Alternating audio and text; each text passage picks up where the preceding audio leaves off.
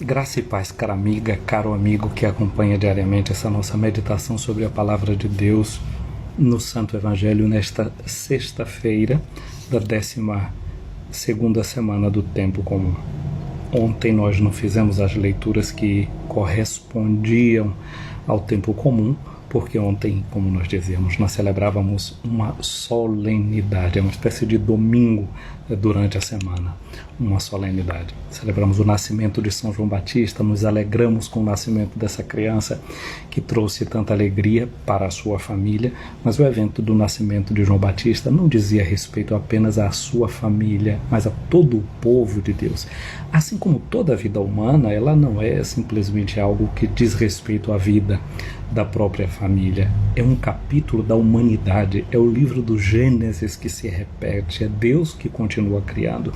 A vida humana, ela tem um valor imenso diante de Deus, e essas são categorias que nós devemos trazer bem presentes no nosso ouvido e no nosso coração. Por isso, a festa do nascimento de João Batista nos deve fazer pensar muito. É uma festa de aniversário, é uma festa que nos fala do valor da vida. Toda vida vale muito, toda vida é muito importante, desde a sua concepção até a sua morte. Deus nos acompanha com o seu olhar. Por isso nós líamos ontem o Salmo 138, 139, quando o salmista diz: Tu me teceste no ventre da minha mãe. Olha que imagem mais linda. Deus que está tecendo, né? A gente fala do corpo humano, falamos dos tecidos, né? Com que o corpo é tecido. E o salmista diz: Foste tu que me teceste no ventre da minha mãe. Portanto, a festa de São João Batista é essa festa que toca pontos recônditos da nossa alma, do nosso coração, que nos fala da importância da vida. Por isso essa insistência que a gente estava tendo, né, e continua tendo, de saber festejar São João com distância, com muito cuidado e com muita responsabilidade, porque é uma festa da vida. E depois de celebrarmos o nascimento de alguém, a vida, não é bom que a gente tenha que chorar depois a morte, não é? Chorar a dor, a doença que se transmite. Bom, mas o fato de termos celebrado ontem a festa de São João Batista mudou o ritmo de leitura que nós estávamos fazendo durante a liturgia.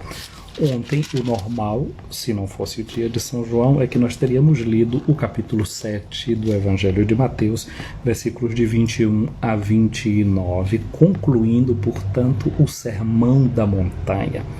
E uma coisa interessante, quando tem essa conclusão do Sermão da Montanha, nas palavras de Jesus, porque ali o texto que seria o de ontem, se seguíssemos a semana, diz assim: Nem todo aquele que me diz Senhor, Senhor, entrará no reino dos céus, mas o que põe em prática a vontade do meu Pai que está nos céus.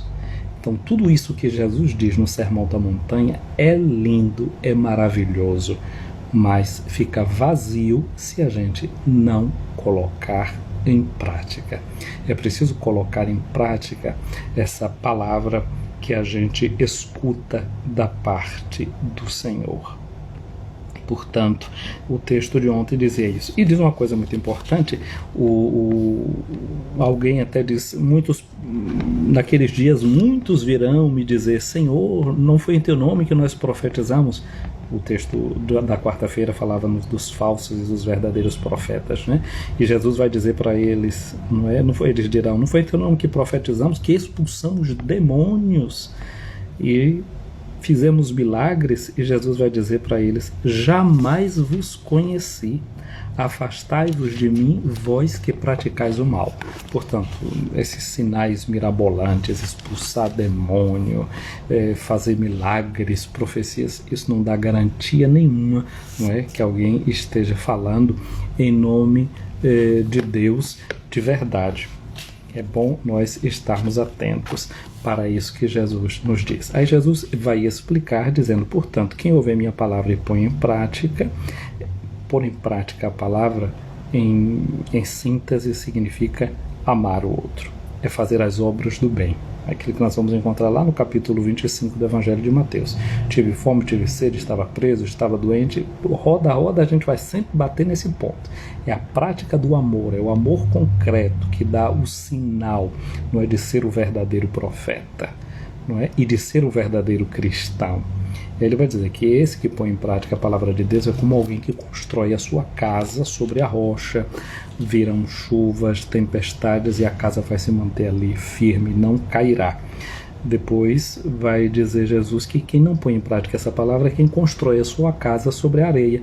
Vem a chuva, sopra o vento e essa casa vai ser arruinada. É bom termos isso no nosso ouvido, guardarmos essa palavra. Nós já celebramos Santo Antônio, ontem celebramos São João, está faltando as festas de São Pedro e também de São Paulo, que fecham as chamadas festas juninas. Na festa de São Pedro, nós vamos ler o capítulo 16 do Evangelho de Mateus. Pedro vai fazer a sua profissão de fé, dizendo que Jesus é o Messias, o Filho de Deus, e Jesus vai dizer: sobre esta pedra eu edificarei a minha igreja, e as portas do inferno não prevalecerão contra ela. Portanto, é sobre essa fé em Cristo, que serve para que o próprio Cristo edifique a igreja. Essa é a casa contra a qual a tempestade não tem força. A casa da comunidade, a casa da igreja, não é somente a minha casa pessoal, mas é como um povo que Deus nos salva, que Deus nos redime. Portanto, nós vamos ouvir essa palavra, né? Como nós ouvimos no domingo passado, essa questão da tempestade que veio sobre aquela barca, a barca que é a própria comunidade, e hoje em dia a gente está sempre falando isso, não é? Nós estamos todos na mesma barca. Na verdade, não. Do ponto de vista humano, dessa pandemia, está mais do que provado que nós não estamos na mesma barca. Nós estamos sobre a mesma tempestade, mas cada um está indo numa barca diferente, né? As pesquisas estão mostrando que os mais pobres estão sempre mais prejudicados, que os indígenas, muitas vezes, são eles muito mais vulneráveis. Isso tudo está mostrando que a barca é diferente, a tempestade é a mesma, mas está assolando de forma diferente. Quem vive numa favela tem condição de fazer tanto isolamento social como quem vive em um condomínio? Como é que a gente pode dizer que está tudo na mesma barca? Não estamos na mesma barca, não. Estamos na mesma tempestade. Agora, de acordo com a embarcação de cada um, essa tempestade está sendo pior ou mais fácil de ser conduzida pela gente. A barca, infelizmente, não é a mesma. A tempestade, sim. Agora, é claro que de um ponto de vista de falar da fragilidade humana, de tudo isso aí sim, estamos correndo os mesmos riscos, porém alguns de formas bem variadas, bem diferentes. Então, esse era o texto, não é, que nós teríamos lido ontem. E hoje a gente passa a ler o capítulo 8º do Evangelho de Mateus. Ora, o Evangelho de Mateus, eu disse, 5 discursos. Nós temos o primeiro, que está aí no capítulo 5 até o capítulo 7. Depois nós leremos um outro discurso que nós vamos encontrar no capítulo 10, que é o discurso missionário. Não é? Jesus vai falar sobre a missão da comunidade, sobre a missão da igreja. Agora, como se fosse um intermezzo, não é, um intermeio aí entre o primeiro discurso e o vai ser o segundo, o que é que Mateus faz? Coloca feitos de Jesus, ações de Jesus que preparam o próximo discurso que a gente vai encontrar. Olha a didática que está por trás, não é? O discurso que a gente vai escutar, e ao mesmo tempo mostra na prática de Jesus as coisas que ele tinha dito no primeiro sermão, que é o Sermão da Montanha. Pois bem, aqui a primeira coisa que diz o Evangelho de hoje, que é Mateus 8, de 1 a 4, diz assim: tendo Jesus descido do monte, numerosas multidões o seguiam. Então Jesus está descendo do monte. É o monte onde ele fez a pregação. Mas uma coisa que a gente precisa lembrar é aquilo que a gente reza todo santo domingo na missa, e a gente faz até um gesto na hora de dizer essas palavras, né? A gente diz que Jesus Cristo desceu do céu e por obra do Espírito Santo, por nós, aliás, como era, por nós homens e pela nossa salvação, desceu do céu e encarnou-se no seio da Virgem Maria, né, por obra do Espírito Santo. Esse gesto de inclinar a cabeça para lembrar da encarnação de Jesus. Lembra o movimento que Jesus faz? Ele desce do monte agora porque ele já tinha descido do céu antes para vir ao nosso encontro, para a nossa salvação, por nós homens e para a nossa salvação. Sexta-feira é sempre o dia de lembrar a salvação da gente, o motivo pelo qual Jesus desceu ao mundo para subir a cruz. Esse é o grande monte onde Jesus sobe, e ali é o grande discurso, o grande sermão que ele faz para nós, um sermão sem palavra, um sermão de dor, um sermão de sofrimento, um sermão de compaixão, um sermão de solidariedade. Aí, muito bem, Jesus desce do monte, começa uma série de pessoas da multidão seguir Jesus. Eis que um leproso se aproximou de Jesus e se ajoelhou diante dele, dizendo: Senhor, se tu queres, tens o poder de purificar-me. Um spoiler para o próximo domingo, né? O 13º domingo do tempo comum, nós estamos lendo o Evangelho segundo Marcos, no dia de domingo. Espera um minutinho aqui porque estou com sede, é verão, hein? O próximo domingo, né? O 13º do tempo comum, estamos lendo Marcos no dia de domingo. Vai contar a história de uma mulher que tinha um grande problema de hemorragia, já tinha gastado todo o seu dinheiro. Então, tendo aquele problema daquela hemorragia, as questões de saúde, as questões sanitárias, elas sempre geram uma série de interpretações em torno dela, e no tempo de Jesus mais ainda. Vejam hoje em dia, né? Como a questão da pandemia, que é uma questão de saúde, é uma questão sanitária, ela toca outros tantos problemas, porque eu estava dizendo, né? Não estamos todos na mesma barca, não, estamos todos na mesma tempestade, porque essa questão sanitária, ela é vivida de forma diferente para quem tem água potável para beber e quem não tem água potável para beber, quem tem uma casa com os cômodos bem definidos ou quem não tenha, que possa se isolar caso alguém fique doente em casa, para quem tem um sanitário dentro de casa ou para quem tem um sanitário para 12 pessoas poder usar, são sempre coisas diferentes, né? Então aí se vê como uma questão sanitária toca questões políticas, toca questões sociais, toca em questões culturais, questão de educação, né? Porque quem foi educado a lavar sempre a mão e quem não foi educado a fazer isso. Uma série de coisas estão intrincadas e inclusive questões cultuais, sobretudo no passado. Quando Jesus, numa certa feita, passou por um homem que era cego de nascença, os discípulos perguntaram para ele: Senhor, quem foi que pecou para que esse homem estivesse assim cego? Ele ou os pais? Jesus vai dizer: nem ele nem os pais. Essa doença é para se manifestar a glória de Deus. Uma visão diferente à de Jesus. Mas a gente sabe, não é, que muita doença, por exemplo, ela tem um fator psicológico muito forte, até mesmo nessa pandemia. O que é que estão dizendo? A questão da imunidade é muito séria, e quem está com a imunidade baixa está muito mais vulnerável, e questões emocionais, está estressado, isso, aquilo, outro, abaixa a imunidade, você fica muito mais vulnerável. Veja como dizem os antigos, né? Uma mente sã, um corpo são.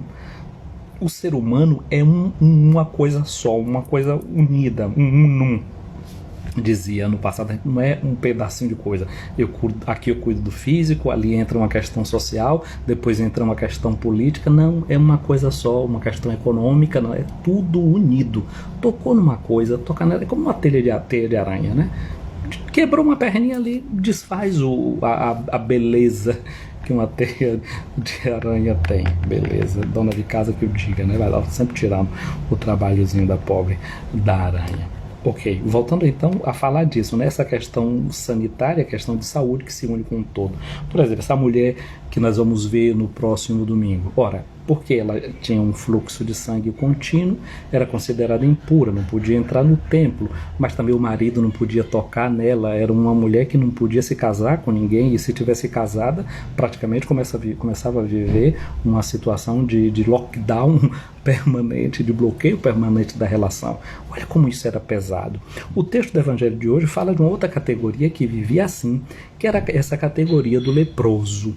E esse leproso, de acordo com o que diz o livro do Levítico, no capítulo 13, versículos de 45 a 46, quando um leproso via a gente se aproximando dele, ele que sempre usava os cabelos todos esfrangalhados, roupas rasgadas, etc., ele deveria começar a gritar: leproso, leproso, para que as pessoas não se aproximassem dele. Ele gritava leproso? Não, gritava impuro, impuro, impuro.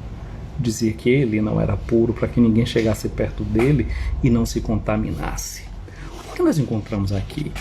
Um leproso que se aproxima de Jesus e não grita que ele é leproso. Portanto, esse é um leproso que todo leproso era visto como alguém que tinha um pecado, né? Uma coisa errada tinha. Então já tinha ferido a lei de Deus, já tinha ferido a relação de Deus na interpretação geral. E ele estava infringindo uma outra regra muito clara, que ele deveria dizer que ele era um leproso, que ele era impuro, que ninguém deveria se aproximar dele. Ele não faz isso.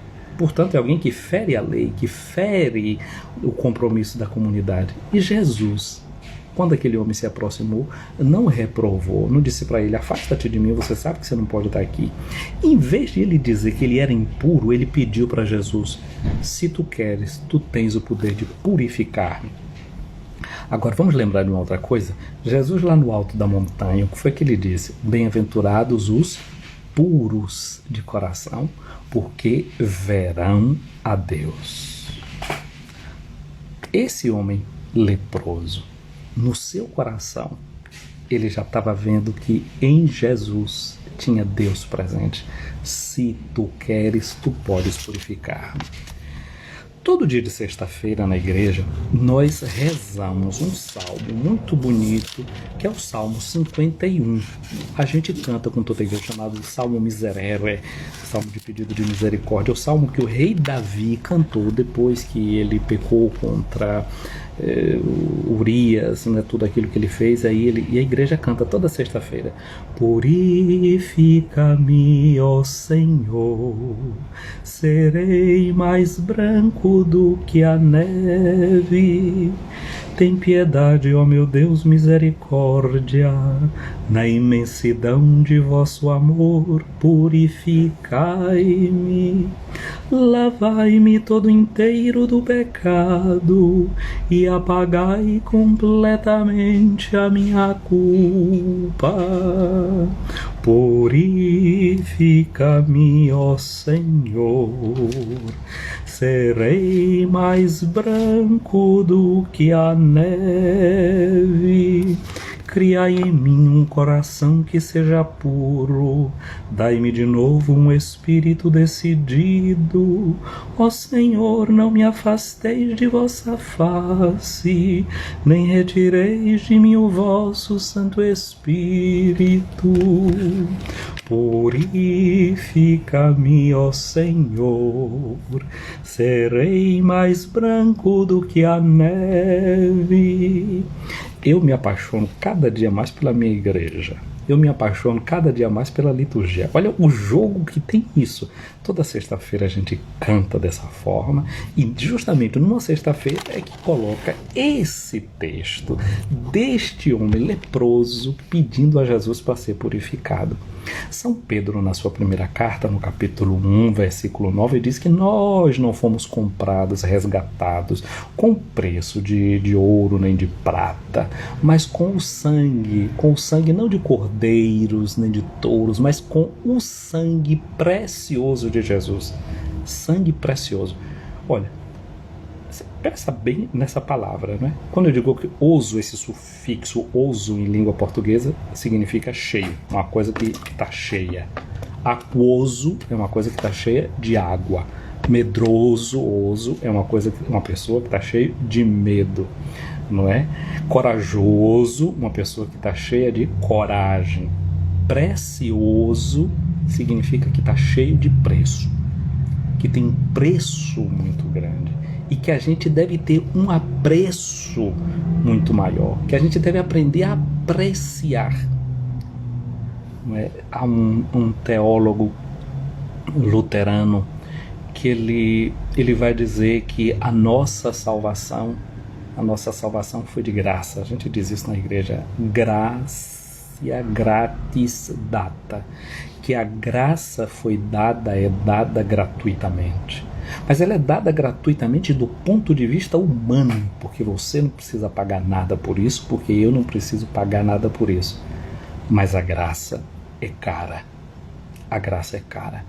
Ela custa um preço. E o preço dessa graça é o sangue de nosso Senhor Jesus Cristo, né? Como dizia esse teólogo luterano Bonhoeffer, que foi um pastor luterano que morreu executado nos campos de concentração de Hitler, porque lá foi levado justamente porque resistia a toda aquela teoria nacionalista. E ele dizia que uma igreja não pode ser uma igreja nacionalista, uma igreja que defende as tiranias e as ideologias deste mundo, mas deve saber resistir ao prepotente, resistir à força insana que muitas vezes se manifesta na história. Então Bonhoeffer dizia isso, né? Que a graça é cara, não que eu pague nada, mas porque Jesus pagou esse preço alto, que é o preço do seu sangue. Com este sangue ele nos purifica. Agora voltamos ao diálogo de Jesus com esse leproso, que ele não condena porque se aproximou dele, que ele veio mesmo foi para se aproximar da gente. E aí Jesus estendeu a mão e tocou no leproso. Toca no leproso. E não ficou impuro porque tocou nesse leproso, como dizia a lei. Jesus também quebra a lei que cria barreiras entre os dois, né? Hoje a gente falaria de barreiras sanitárias, não é? Barreira do pecado, da impureza, é isso que está por trás, não é? Jesus tinha esse poder de modificar a mentalidade humana, de modificar a história. Então Jesus estendeu a mão, tocou nele e disse: eu quero, fica limpo, fica purificado. E no mesmo instante o homem ficou curado da lepra e Jesus disse para ele: olha, não digas para ninguém, mas vai mostrar-te ao sacerdote e faz a oferta que Moisés ordenou para servir de testemunho para eles. Então, quando Jesus está mandando que ele vá fazer essa oferta como um testemunho para eles, Jesus está dizendo ao leproso que de fato o leproso conseguiu enxergar bem. O leproso tinha um coração puro, e quem tem um coração puro vê a Deus. Por isso Jesus diz: vai e apresenta, faz o sacrifício, porque a tua cura foi feita exatamente por Deus. Ou seja, tu enxergaste em mim Deus agindo. Tu enxergaste em mim o Emmanuel, o Deus presente, o Deus aqui, o Deus agora, o Deus que não nos abandona, o Deus que vem ficar perto de nós. Portanto, eu gostaria nesse dia de agradecer a Deus porque Ele não nos abandona, porque Ele fica perto de nós, porque Ele vem e toca em nós com a sua graça, com a sua força, com o seu amor. Que Ele nos abençoe nesse sábado, que Ele nos dê a graça de sabermos que nós fomos purificados pelo seu sangue, pelo sangue de nosso Senhor Jesus Cristo, fomos purificados. Portanto, nesse dia eu quero fazer chegar aqui o nosso abraço às pessoas que estão aqui participando dessa nossa live: a Luana, eu acho que deve ser Cerqueira, não é? A Lilia Davi, a Jussara Malta, Tia Bela, Maria Bela Armina, não é? João Rosário, Falreicena. Um abraço para você, para Anjinha, OFC, oficial, deve ser. Um abraço para Vera Liz Freitas, para Maria Eureni, para Vilan Cruz. Um abraço também para Vani Brito, para Jeane, um bom dia para Ana Maria Barreto, Jussara Malta, já falei aqui, para Patrícia Pires Queiroz, na nossa Cruz das Almas. Consta Rezende, um abraço aí para você em Amargosa, para Dayara em Santo Antônio de Jesus, Coelho Leitores também na nossa Santo Antônio, para Edilene Borges, para Lilia Davi, um abraço para você, para Bia Ângelo, Pedro Miguel, um abraço para você, para Maria Passos, para Mima Costa. E aqui, como eu disse, tem aquelas pessoas do Facebook, né, que a cada dia vai participando e deixando o abraço, deixando saudação, e eu quero então fazer chegar aqui esse abraço para tantas dessas pessoas que estão aqui, não é? Aqui mesmo na Itália, né? Quero deixar um abraço que ele ouve, não é? E tenta ouvir ali o que é que se diz com a tradução que pode aparecendo e fazendo o esforço de ouvir na língua portuguesa. Então, Michele Bidoggio, allora, tante grazie per il tuo ascolto, no? Che Dio ti benedica, anche la tua sposa Maria Grazia e la piccola Sonny, para Cláudia Oliveira também para aqui que nos acompanha, a senhora Dona Cecília aí em Frankfurt, para Maria Alice Tavina aí em Santo Antônio de Jesus, para Maria Dalva, também aqui o nosso abraço não é? Para Almiro Pereira, em Santo Antônio de Jesus, para o Padre Lino. O Padre Lino é ali de Sobral, no Ceará, e é o provincial da província São Paulo Apóstolo, do apostolado católico, conhecido Padres Palotinos. Um abraço, Padre Lino, e a todos os palotinos, a quem nós queremos tanto bem.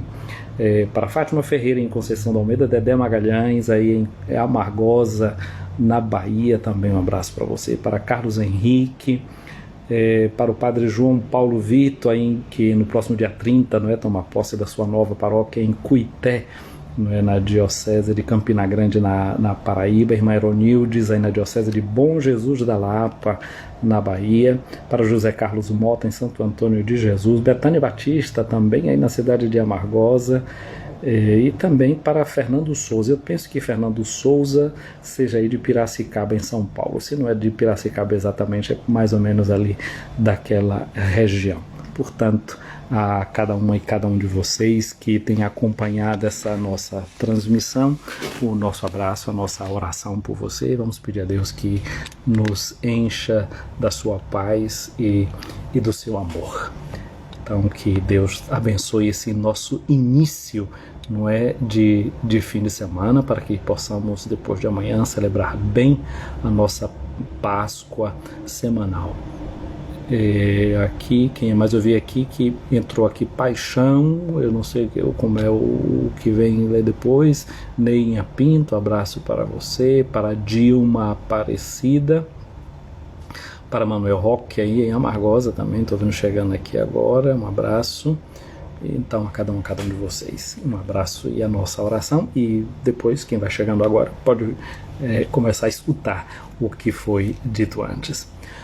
O Senhor esteja acima de ti para te proteger, à tua frente para te guiar, atrás de ti para te defender, ao teu lado para te acompanhar, dentro de ti para te abençoar. A bênção de Deus Todo-Poderoso, o Pai, o Filho e o Espírito Santo, desça sobre ti, minha amiga, meu amigo, e permaneça para sempre. Uma abençoada sexta-feira com essa gratidão a Deus, que nos purificou da lepra do pecado, no sangue do seu amado Filho, o Senhor nosso, Jesus Cristo. Abençoada sexta-feira, minha amiga, meu amigo.